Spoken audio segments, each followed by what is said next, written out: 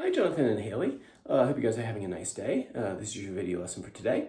Four things I want to talk about. I'll go down the list, and if you have any questions at the end, feel free to shoot that over to me by Thursday because I'll be on vacation starting next week, and then we'll be out that whole week, and then I'll see you guys the following. I think it's like July 8th or 9th or something like that. So to get to it, number one is a review. Arpeggio drill number 2. This is the prep for the Andantino. For that one right there, just make sure that no flyaway fingers. That was the big thing last time, making sure that thumb doesn't drift away. Hope you've been working on that. Thumb and middle finger strike together, and you do a rest stroke with the middle finger, a free stroke with the index finger. Always back towards the palm, never out this way. If you do it that way, then you have to do what I did and spend most of graduate school trying to fix that. So don't do that. No bad habits. So together, and next making sure no rest strokes.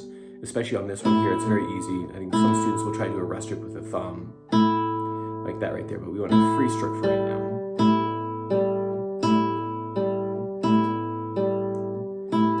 Stay relaxed, and neither the middle finger or the index finger start flying away on this one. It's easy to do. Right, and then point number 2 is built off of arpeggio drill number 1, and that one it was just the index and middle finger, right? Prep for the cron, right, like that right there. Right, for this one, however, it'll be thumb and fingers alternating. So it looks like this. Fingers together, thumb. Fingers together, thumb. Touch the strings a moment before you play. So it's not just swinging fingers at things, right? We want to intentionally place the fingers and then push through the strings.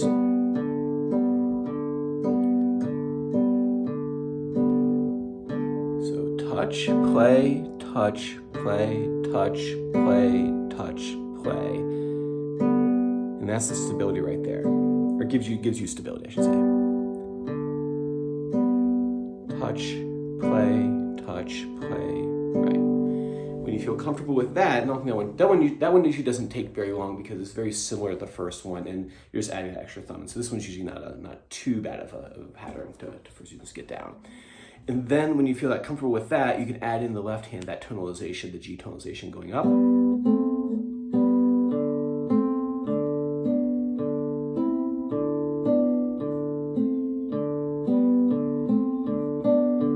And then when you're in the studio next,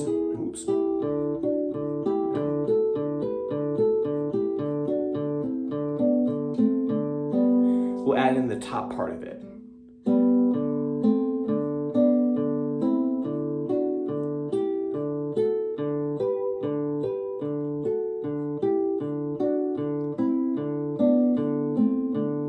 Eventually we can add that to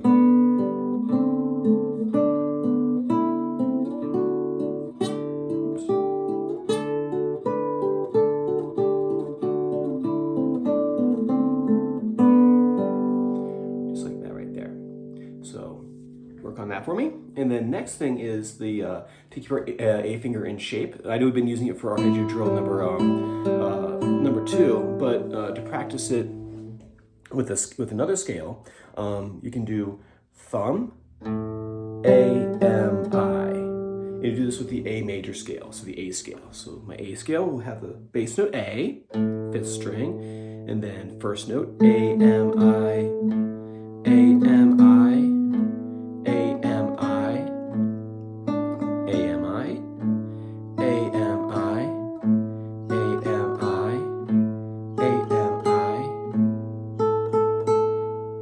speed.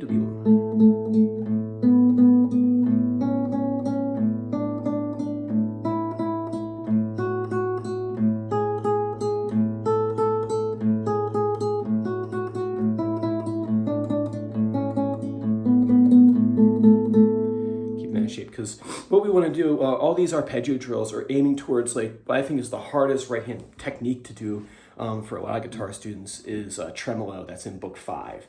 Probably the hardest technique I can think of. For me to practice it, for me to play it, I have to do it every day for a half hour for 6 months. With Haley though, it's really cool the way all these arpeggios are set up. It's all aiming towards that backwards pattern, the AMI pattern. You find it all over book 3. It's everywhere. It's actually, I mean, it started in book 1 with the Bach tons is where you really first start seeing it, and then it's all throughout book 2 and in book 3, book 4 for that matter too.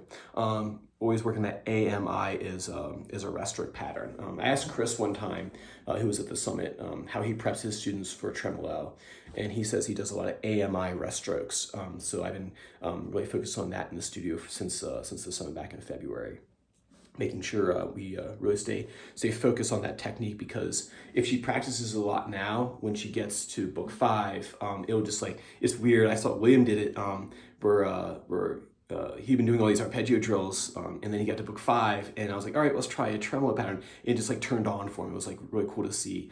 We still have to work at it. It still takes a lot of practice to make it precise and to make it even.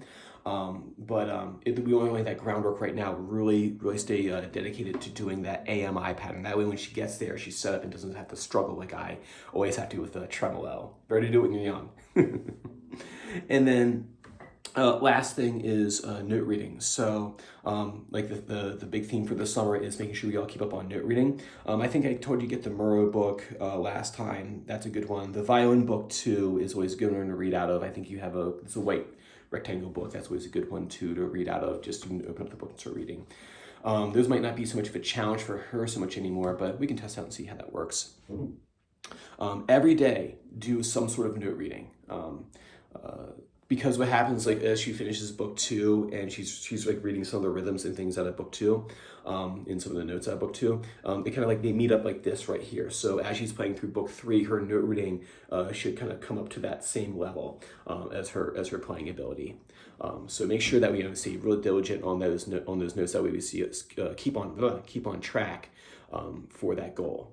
So work on those 4 points for me, and then the pieces that you're working on. Obviously, I can't comment because I can't see them to make a comment.